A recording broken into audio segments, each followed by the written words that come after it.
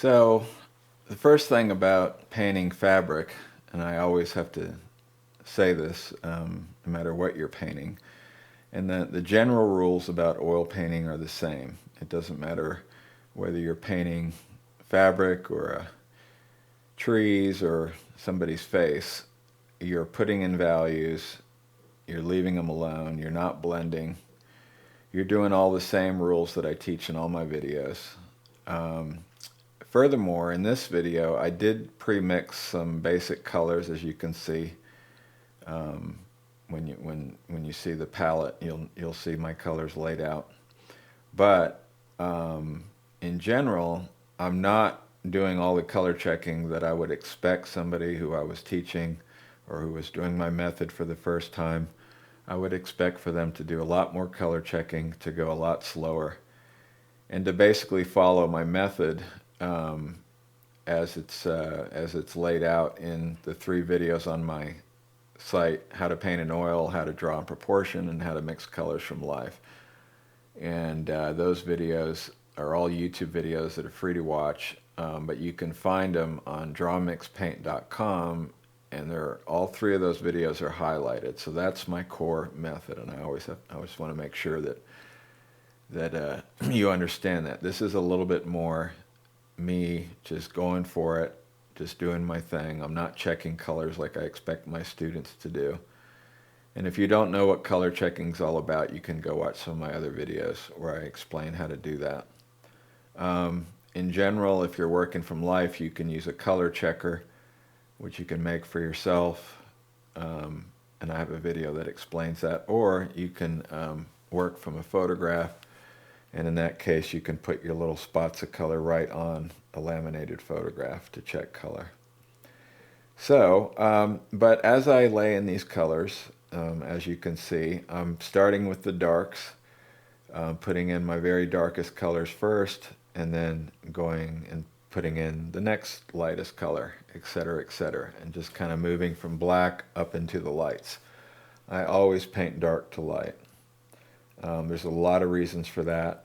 Number one, it's much, much easier to put a light color on top of a dark color uh, rather than vice versa.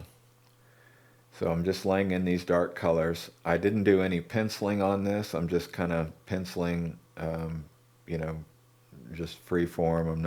I'm just doing my thing.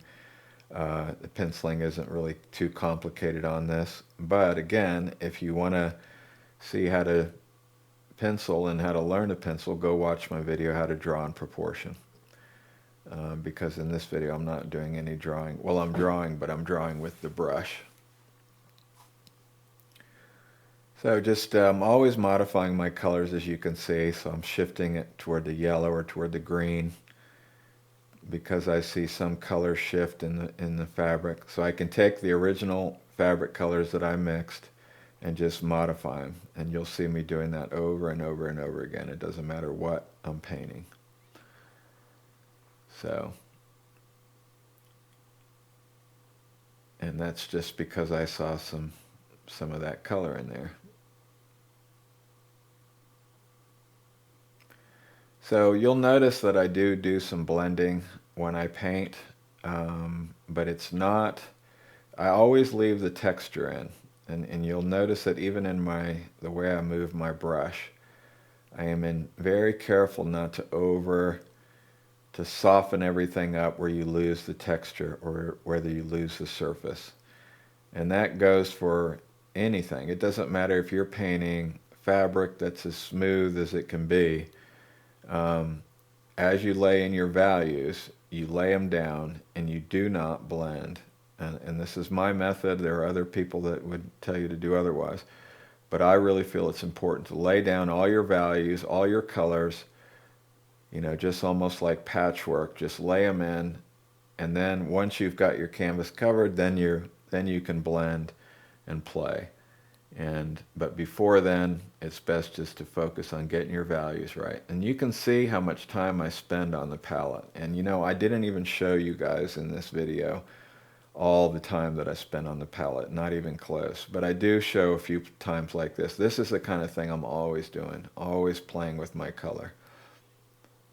It's especially true with faces, but in fabric where you have all these reflections, you can look into that source picture that I'm working on and see the purples or the pinkish colors as they reflect off the table in the shadow. So I just mix some general fabric colors and then I modify them as I go.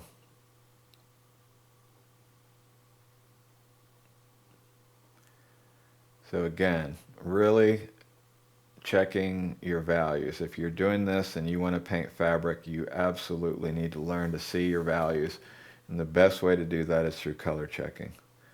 It's not something that you'll do for the rest of your life as an artist. I certainly don't. And in fact, I encourage my students to leave color checking behind. But as a way to learn and as a way to see values, there's no better way.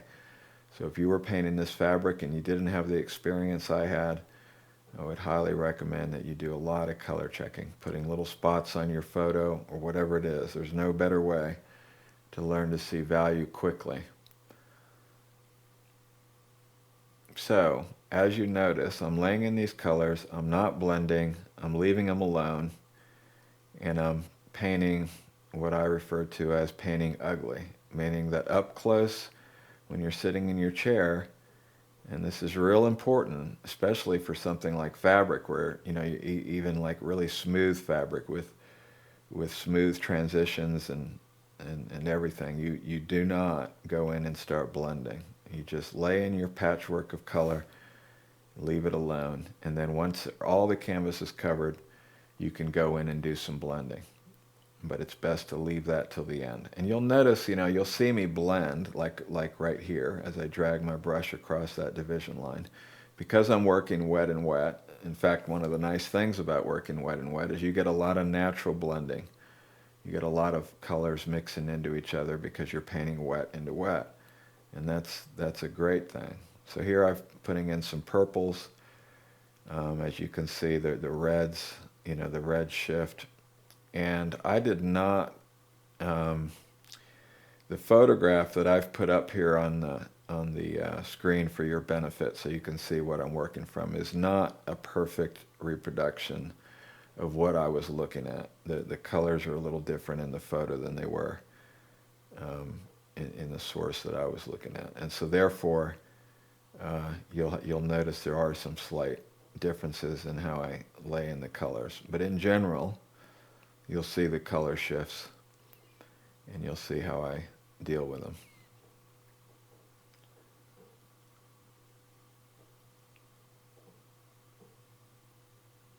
I'm not laying in my darks in perfect order. I try to work dark to light, but if you look carefully, you'll notice that I'm not following that rule to the letter. I'm jumping around a little bit as I go. But it's really something that you should avoid as much as you can, because if you put in your values in order, meaning from dark to light, you will begin to see your subject just like you can now. You can look at the fabric and you can compare my painting easily, the shapes and the lines and everything, to the source. And the reason you can do that is because I've laid in my darks in order. If I had jumped all around and put in the lights and put in some darks here and there and it was just all over the place, you would not be able to see this fabric develop in a three-dimensional way the way that you can now. And that's especially true for portraits where you're trying to keep a likeness.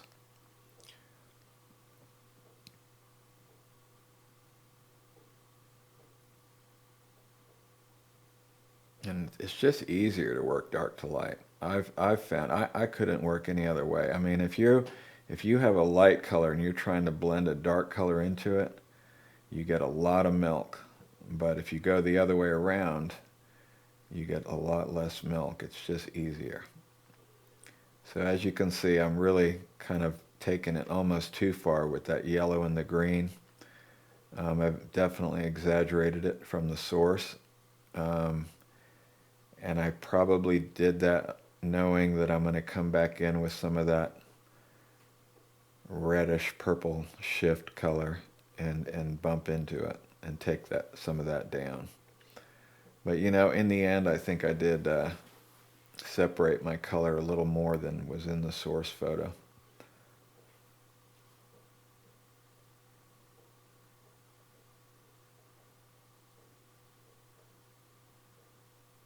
So avoiding the lights until the very end.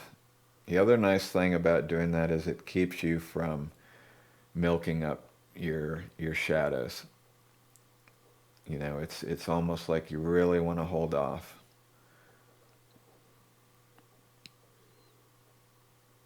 So in terms of as far as painting fabric goes and what's unique about fabric, you know, to anything else, and there's not a lot, you know, painting is painting, and I always have to remind my students about that in my private workshops, that it's not, um, you know, painting is laying color down, uh, putting in your values, and it doesn't matter what you're painting. What happens with fabric is you get a lot of reflection. You get a lot of reflection as the fabric folds reflect upon themselves. You get these unusual shifts in color that are so wonderful. You can see, you know, light fabrics, especially white fabrics, creamy fabrics like this one. You can see the shifts in the color a lot more. Where, for instance, the purples and the yellows, and I've kind of exaggerated that, as you can see. But I think I may bring that down a little bit as I work.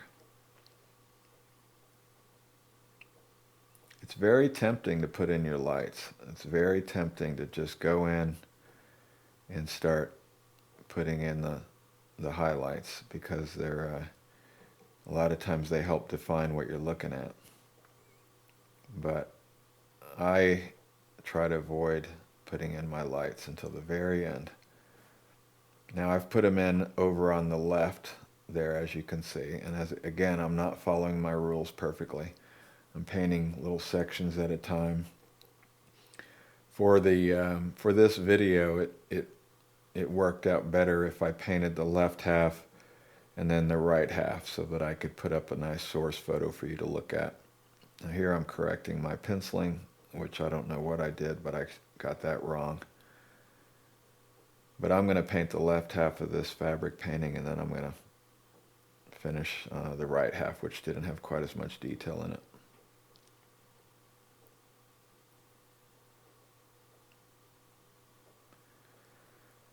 A lot of times, I've seen comments where people ask me, you know, why is if you look at my brush, it sort of hesitates, it jiggles around, it jumps all over the place. Some of that is me sort of trying to paint with an abstract stroke. But a lot of times what's happening is I'm looking at the source, and I'm trying to figure out what I should do, and so my brush jumps around while I'm doing that. So I don't know if that's been confusing to anybody, but I have seen a few comments asking why my brush jiggles around so much. And this video is I think it's about 40 something minutes long. And the painting itself, I think, took me about 4 full hours to paint. So I've reduced 4 hours down to about 40 something minutes. Now, a lot of that is just me wiping my brushes on paper towels, or, you know, glancing down at my phone to check an email or whatever it is. But in general, that's mostly when the cameras are running, I'm busy usually. So about 4 hours to paint this. Now, if you were painting with my method for the first time, I would expect for you to take a week. But then as you paint and as you learn the method and you start to get it and you start to see, the speed will come very quickly.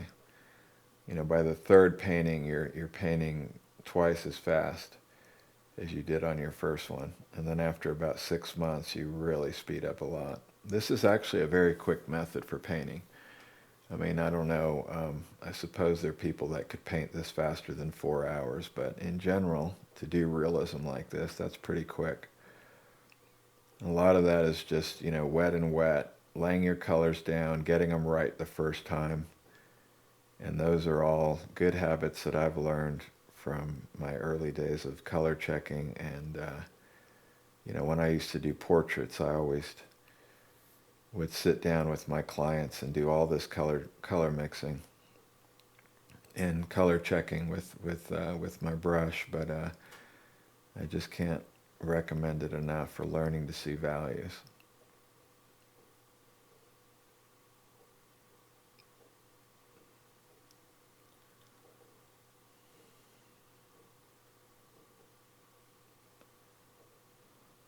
So the fold line there, the dark line that I'm painting around, um, whenever you see a line like that, and if you look over there on the source photo, the tendency is to paint those sorts of lines much darker than they really are. So that goes back to my number one, what's the difference question that doesn't get asked. So in other words, when you're looking at your source and your painting and you're asking yourself, what's the difference between the two? And you're trying to make your painting look more like the source, the number one question that doesn't get asked is which is more subtle. So in other words, if I see a reflection line on the fabric, mine should not stand out any more than it does in the source. And that shadow line, the crease line in the fabric there should not stand out any more in my painting than it does in the source. So in my private classes, I tell all my students, or I try to tell all of them, that they should get an index card and write which is more subtle on it and stick it to their studio wall, because it's the one question that people forget. They'll get everything right about their painting, but then they've exaggerated something. So if you see those little, you know, folds and what I'm working on, the texture there in the fabric, those little lines that you see in the source, they should be just as subtle when I paint them. And it's so easy to exaggerate things. So easy. So after you put in your color, and you've covered your canvas and you're trying to figure out what's wrong with your painting, never forget to ask which is more subtle. Doesn't matter what it is. It can be a glow in a teapot. It can be a reflection, in this case, on the fabric, in the shadow, whatever it is. It's one of the things that I think separates the very best realism from very good realism, is that ability to paint with a subtle, where there's all the subtlety, where a line on somebody's forehead, a wrinkle on a forehead is not exaggerated in your painting. All these little creases in the fabric should not be exaggerated. They should not stand out more in my fabric than they do in the source.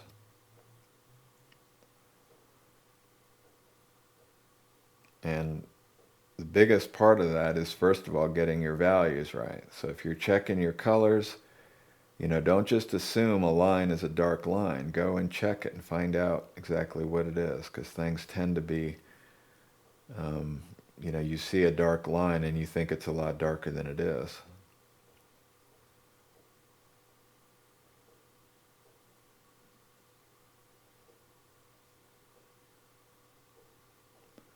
So, as you see, as I'm painting, I am doing some blending, and I think that it's not, the worst thing in the world you can do if you know what you're doing and you're not polluting your shadows. Then you can sort of blend as you go. But what I tell my students, and this is absolutely critical, is when people take my private class, I will not let them blend. Now they do, and I'll stop them, and they'll they may have bad habits or whatever, but I always will point out that they're over blending. I say, first you lay in your colors, you cover your canvas, you do not blend, you do not play, you do not fix, You cover your canvas and you move on. And then once the canvas is covered, then you are in a much better, you have a much better ability to see what's wrong with it because all your values are put in. So I've basically finished that left side of the painting there, and I'm just laying in some more color, you know, getting in the lights very carefully. A lot of the way that my brush dances around is trying to maintain an abstract stroke. Now that's something that I've developed over years. There's a lot of different ways you can stroke your brush, and there's no right or wrong. I know great artists that jab their brushes. I know great artists that pull their brushes. You know, there's every kind of brushstroke under the sun, and I don't believe there's any right or wrong about what type of stroke that you have. But what I will say is that I have noticed in all grade abstraction, it's my strong opinion that you must maintain an abstract brushstroke or an abstract pattern when you're painting in a pattern like I'm doing now in this fabric. It has to be abstract, and what I mean is it can't be regular. What people tend to do as they paint is they tend to put in a stronger pattern than is really there, or they make the pattern more regular. So they paint stroke, stroke, stroke, and all of a sudden there's 3 lines in a row. So it's sort of keeping that abstraction. It's the same abstraction you see in nature. You know, if you look at a rock or a pile of leaves or anything really in nature, you can see patterns just like you can see patterns in leaves and trees, but there's an abstraction to it. And that is something that, you know, I need to make a whole video. I've made videos where I talk a lot about it, but I need to really demonstrate what that means. But if you look at my brushwork, you'll notice there's a sort of a messiness to it that's hard to define. And that's really important. It's something that, you know, in something like this, I'm trying to keep it as abstract as I see it. So if you look at the source and you see that pattern of little shadow lines and everything else, you know, there's really not a regular pattern to it. It's sort of just a mixture of shapes.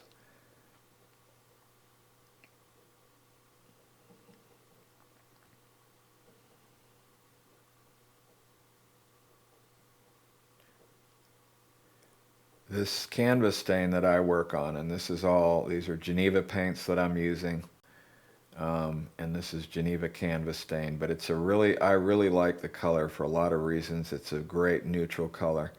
It's also great for if it pokes through, like you can see the canvas stain coming through in certain parts where I don't, and I'm sure that you could go up to my finished painting and find little bits of bare canvas poking through here and there. But it's wonderful the way it works with almost all colors, especially neutral colors like this. I mean, it would be so much harder to paint this on a white canvas. This makes it so much easier.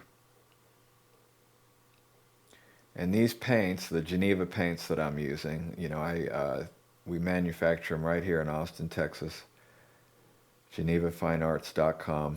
But they already have the medium mixed into them. So I've seen comments where people are asking me, how do I get my paint so fluid? Well, this Geneva paint has medium already mixed into it, so I just squirt it out and it's ready to go. I don't have to mix, you know, anything else into it to thin it down like you do with normal paint. And the other nice thing about this paint is it doesn't have any harmful fumes. So there's no solvents in it, there's no mineral spirits, there's no turpentine or anything like that. And that makes it really nice because you can use it without any risk of toxic fumes. So just finally laying in the highlights, which is always a lot of fun to do. You know, you hold off for so long, and then putting in the highlights is what typically sets everything off.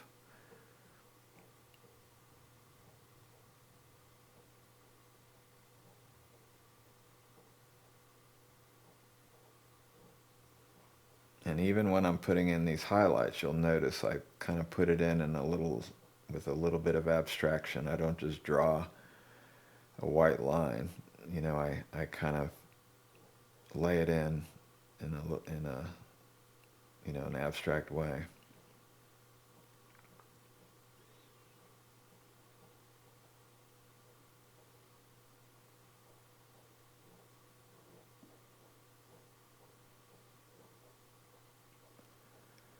Fabric especially is something where you can't exaggerate your lines. If I go back and look at my very first paintings where I painted fabric, that was the thing I did over and over is I exaggerated every crease. Every crease was darker, every fold had a darker shadow, and I just exaggerated everything. It took me a while to figure that out. But especially in fabric, I mean, you can paint a whole painting, and then when it comes down to fabric, it's fabric and hands. People tend to exaggerate the shadow lines. On hands, they tend to make the shadows between the fingers darker, and they tend to exaggerate the wrinkles and the veins and everything else that you see in hands. And fabric's the same way. People tend to make the shadow lines darker and delineate everything more, define everything more, and it's all about that subtlety.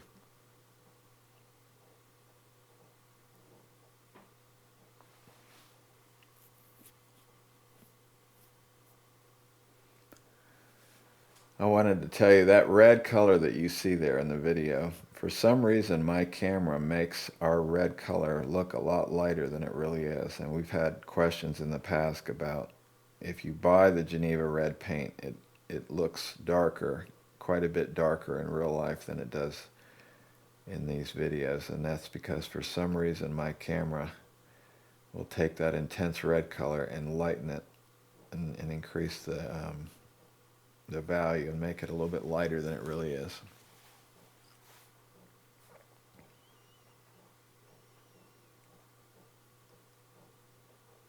One of the nice things I like about bristle brushes, and you see me doing it there, is that because there's a little bit of stiffness to the brush, you can almost use the brush to steady your hand. You can let the tips of the bristles rest on the canvas and sort of help steady your hand as you're drawing a line.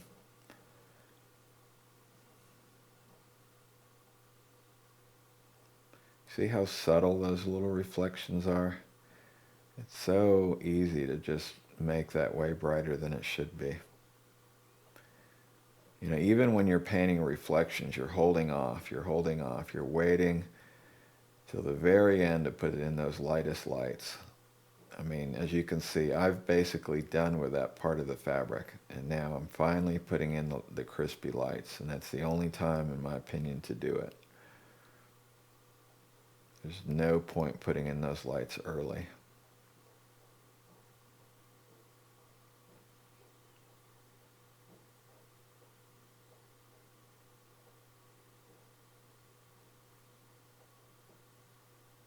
See, that color is probably a lot lighter than you might think it is. And that's just, the more you use color checking, as you're learning, the more you start to be able to see these values and these colors for yourself. You stop being surprised. The first time you start color checking and you check a color, you're always surprised. I mean, that's my students who don't have a lot of experience with my method that come and take my private class. I hear the comment over and over again. It's like, oh, I can't believe, how dark this is or how light this is, depending on, what they're painting and what the particular optical illusion that's going on in their painting is. And it's happening all the time. I mean, every time you see a dark color next to a light color, there's an optical illusion that's fooling you and telling you that you're seeing something you're not. But the more color checking you do, the less surprised you are. The more you put a color up, and in the beginning, you're always surprised, but after you've painted 20 still lifes, you're not surprised anymore. In fact, that's when you start to be able to see the color for yourself, where you can, an artist who can look look at some fabric, look into the shadow, mix that color up on their palette first shot, and get it right. That is a wonderful skill to have. And anybody can develop that skill, but you've got to do some color checking to start with. I mean, there are other ways certainly to do it, just from experience and, trial and error and everything else. But the color checking is just it just cuts right to it and teaches you very quickly to see values. So there's a little bit of blending, as you can see. So I do blend, but if you look at the blending that I do, I always leave the surface in there. You don't want to soften it up where it loses the texture. You always got to have the texture.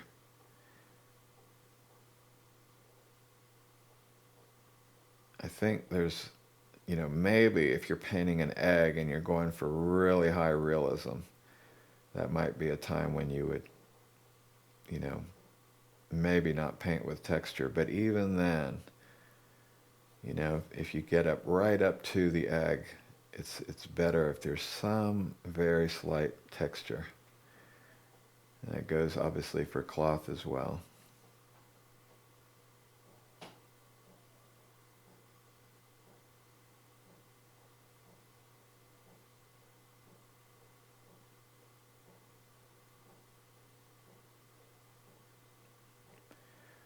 So the lines on the table, which you can't see in this source photo, but they're very subtle. They're very, very subtle. You can almost hardly see them. And that, again, it goes back to that painting subtle, not exaggerating things. In my class, there's, where my students paint these still lifes. That's the first thing that they learn is painting this subtle, because if if you were painting this table, for instance, in those little very, very delicate lines that you see, those lines are so easy to exaggerate. So now working on the remaining half of the painting. I'm just laying in my colors.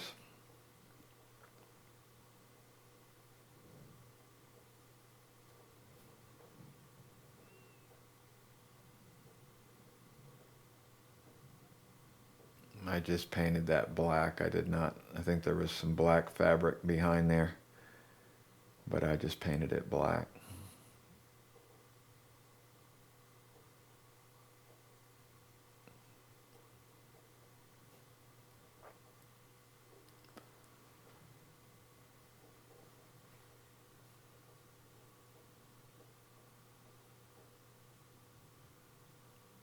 Painting on a stained canvas makes all the difference for being able to see your values.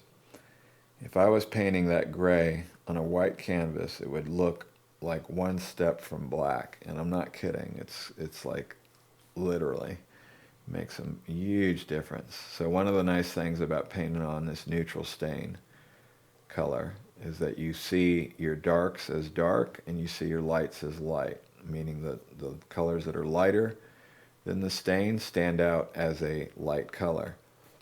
And I mean, can you imagine, if you painted even a color that was slightly off from white on a white canvas, it'll look like a dark color, even though it's maybe a very bright color, only one step or two steps from white. So it's much easier to see your values, in my opinion, on a stained canvas rather than working on a white canvas.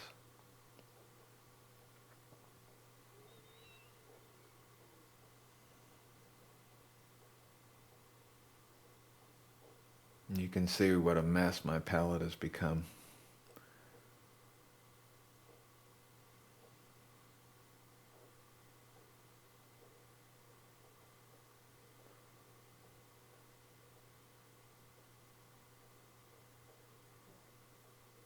There's, I think, a lot more yellow in the source that I was looking at rather than this photo. that I've got pasted up here.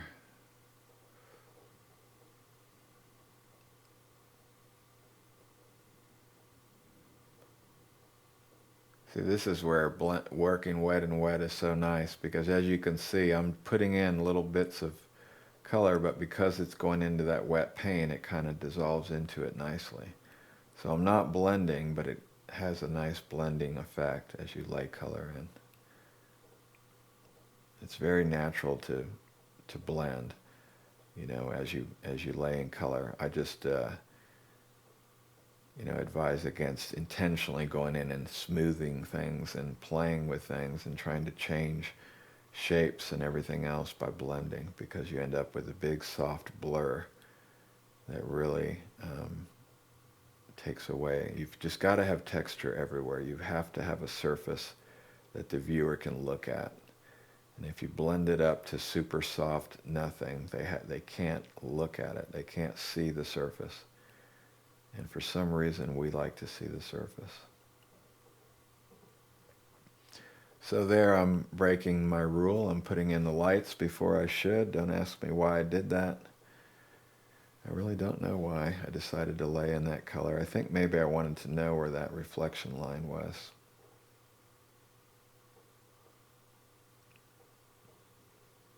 And I'll be very careful when I do lay in those shadows.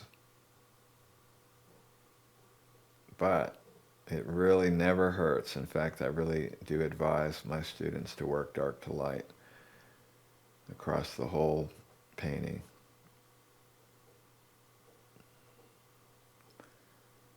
In this case, those shadow colors, or rather the stain color, is sort of a nice shadow color. So that's why I'm able to go ahead and kind of start seeing the fabric and visualize it.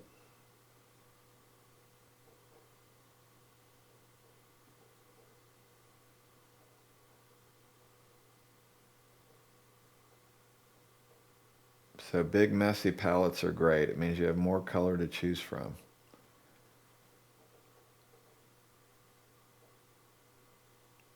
So just a little bit of color right on that edge.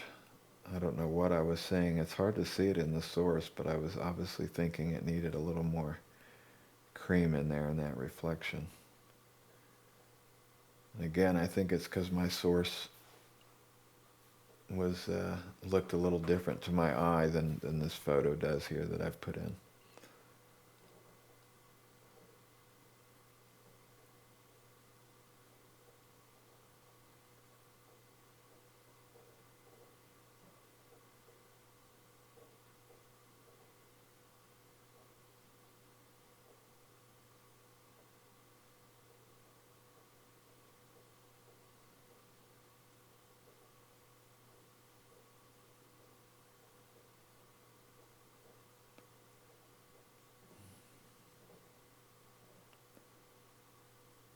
So I guess that's what you would call the blending. You know, that if you want to call this blending, what I'm doing is I'm working into that shadow. You'll notice I do get a little bit of blending, but also notice how I keep some texture.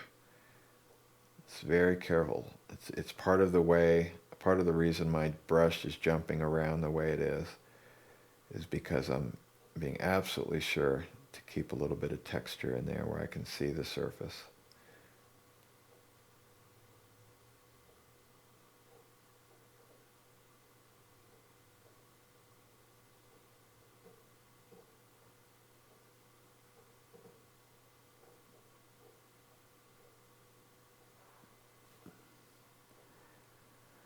The other thing you'll notice is that I've painted this whole thing with large brushes. I don't think I ever used a very small brush at all. It's certainly not any detail brushes.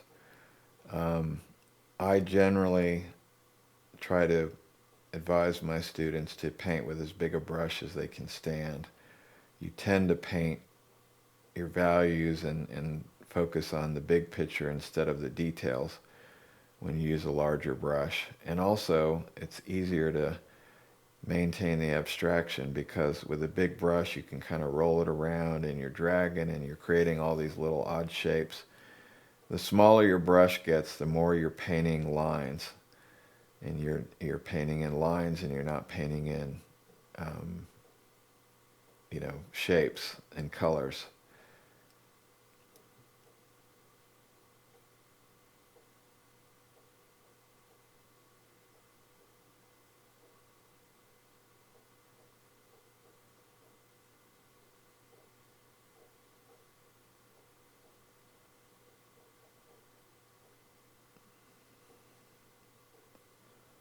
So let me just talk about fabric and what makes fabric unique, and that is really nothing to us. It's no different. The rules that I and the method that I teach applies to fabric just as well as it does to a rock or to somebody's face, for that matter.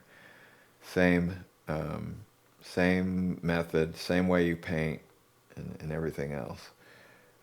What I will say, and that's possibly unique about fabrics, is just how important it is and how easy it is to exaggerate your lines and your folds and everything else.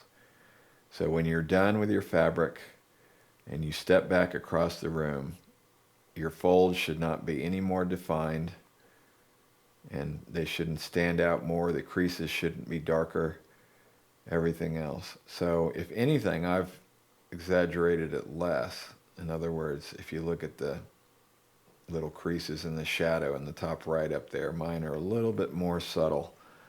And so it wouldn't have hurt for me to go in and actually make them a little more defined. I certainly don't recommend painting um, softer or less defined than your source. It's just far more common for artists, especially amateurs and people who are starting out, to exaggerate things. But if you look into the shadow in the fabric, you'll notice that I did not exaggerate anything at all. And I may have even made it a little bit less exaggerated, and maybe I should have defined it a little more.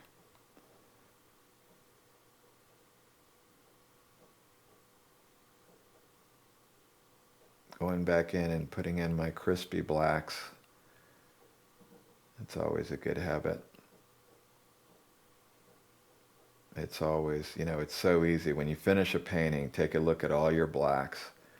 And if you need to go back in and put in some what I call crispy blacks or black blacks, then it's a good idea to always remember to do that at the end of your, whenever you're painting an object and you calling it done.